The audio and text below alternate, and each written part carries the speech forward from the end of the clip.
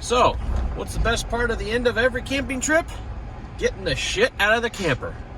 No, literally, getting the shit out of the camper. So, yeah, I'll drop the kids off and gonna go ahead and head to the dump station. I'll go ahead and go through this particular video and show the process of visiting the dump station. So, this ought to be fun. So one of the biggest things about when people are first getting started is understanding where the dump stations are in your local area. Some campgrounds that you go stay at, they allow you to go ahead and dump at the campground itself. Sometimes though, if you're boondocking, you don't necessarily have that option. So what you're gonna have to do is you're gonna have to dump closer to home. So usually what you want to do is you try and pick your favorite dump station and start understanding, get some practice in regards to how far forward to pull and everything like that before, so you don't have to keep getting out and adjusting everything. It makes it a lot more easier to, when you go to a dump station you're not familiar with, to know how far forwards and backwards and everything like that. It's a lot easier to adjust instead of having to jump out and constantly move back and forth. It's really handy when you have stuff like radios to be able to help coordinate, but sometimes it's still a bit of a pain in the butt. So what makes this particular place one of our more favorite locations for dump stations is primarily it's number one, it's closer to home. Number two, it's pretty easy access, and it's also they have an automated pay system here, so I don't have to go up and I don't have to depend on anybody where it's working in order to be able to actually take care of business. The business.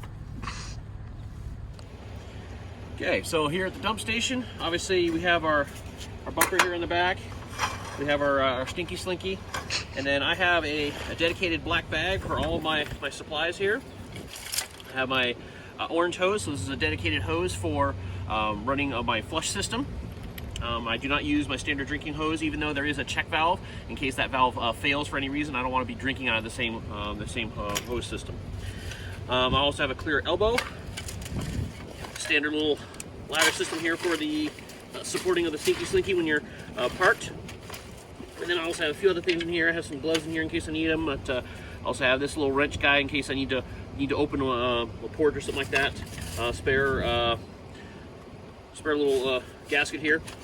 And then I also have a little clean out port here as well. So once I'm done, if I wanted to, I'll go and hook this up to my hose right here, and then I can go ahead and clean with fresh water before I put this away. If you have a lot of gray water, that's not totally necessary, but this is my normal kit for doing the whole black and gray flush. All right, so first thing I'm going to do is go ahead and get my elbow all set on my slinky here, get this ready to go, and then I'm going to pop my little cover off. And then I'm going to hook up my stinky slinky. This is kind of critical to kind of figure out how far forwards or backwards you need to be, because you need to make sure that your stinky slinky reaches your dump port. But the other important part is to make sure that your flush hose also reaches where you need it to go, because we're going to be hooking up right here. This is one of the reasons why I like this spot for dumping, is because it's just everything's really close by and easy to get to. Again, sometimes it's a matter of picking out your favorite dump location. Kind of like your own favorite porta-john. See, part of this though is understanding how far forwards you need to pull, so that way again, everything matches, everything works up, and you don't have to move it all. First try. Okay? So I'm ready to go here. Now this particular dump station has a foot release, so I have to go ahead and do the automated pay before I can actually open that and then put my elbow into the port. Okay, so we have our hose already all set up. It's in the port, we're ready to go. So one last thing I'm gonna do is I'm gonna make sure that my seal is decent, so that I'm not gonna have any problems. It makes a good solid seal on here, so we're not gonna have any leaks or anything like that. Make sure everything's nice and tight. You can wear gloves on this. I just believe I can just wash my hands afterwards, because I'm not planning on taking a bath in sewage.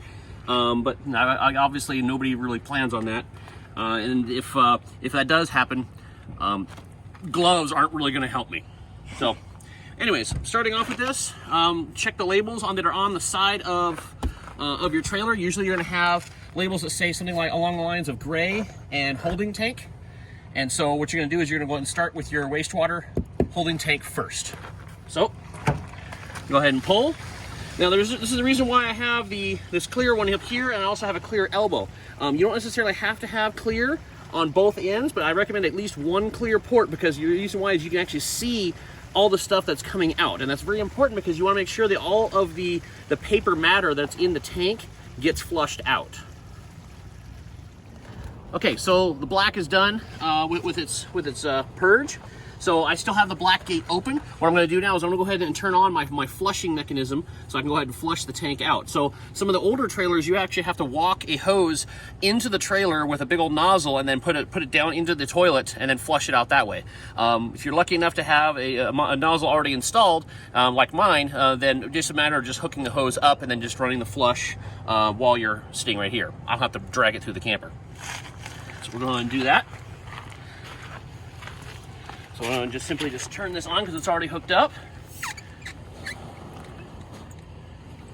So now the next thing I'm going to be looking for is watching whatever is coming out of here. Yeah, YouTube, you're watching a shit show. I'm getting paid to see my shit. And other puns. Okay, so... joking aside, so watching this, make sure that everything's running nice and clear. So this is the most important clear tube that I have. I occasionally do watch the elbow, but not as often. The kids like to watch that one. It's kind of entertaining. But this short one up here that's closer to the trailer is actually the more important one. So while I have the tank still filling up, what I'll occasionally do is I'll go ahead and close the gate. But I only could do it for just a little bit, so maybe a minute or two. And allow some amount of water to fill up at the bottom, and then what I'll do is I'll reach back up here and I'll go ahead and pull this again, and I'll let it flush back out, and I'll watch to see if there's more toilet paper matter coming out, because sometimes you'll get stuff that gets stuck to the side of the holding tank, and you want to make sure you get all that out. Okay, so I flushed this out pretty well. So what I'm going to do now is I'm still going to leave this gate open. I'm going to go ahead and shut this water off. The reason why is because there's no way for the air to really equalize between the tube and the tank if I was to close this while I shut this off. I don't want to have some goofy type of pressure within the tank or anything like that. So I'll go ahead and shut this off first, and then I'll come over here, and then I'll go ahead and I can just go ahead and lift this up. If there's a little slope, I'll go ahead and flush this out, which is much more difficult if you close the gate. Okay. I'll get most of that stuff out, but it was all clear water after that. Now I'll go ahead and close this gate. So now the black tank is completely done. Now I'll reach over and I'll pull the gray.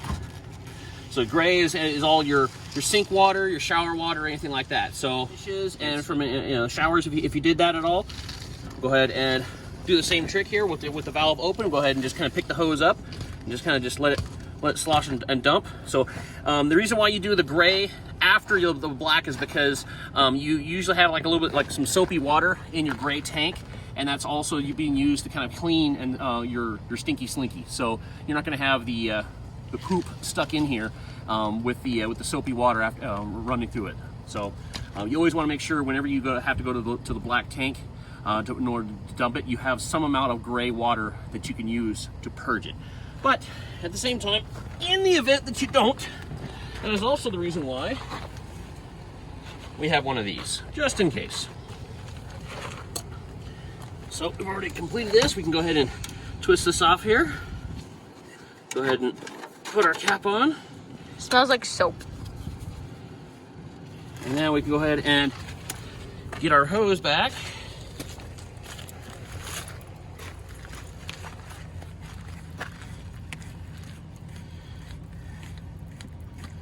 Yeah, okay. All right.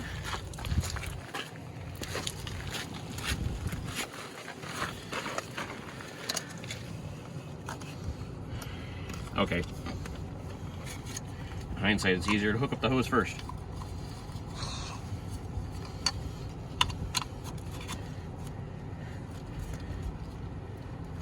And then we'll go ahead and just turn this water on, and then this will allow us to go ahead and rinse and flush out. See the little flush jet? You just kind of pick this up and kind of move it around. Anything else that could still be in here, no longer stinky slinky. Normal slinky. And that's basically it. So then from here, it's just a matter of disconnecting, pulling this guy out. You always have a little bit of dribble left. Unhook that.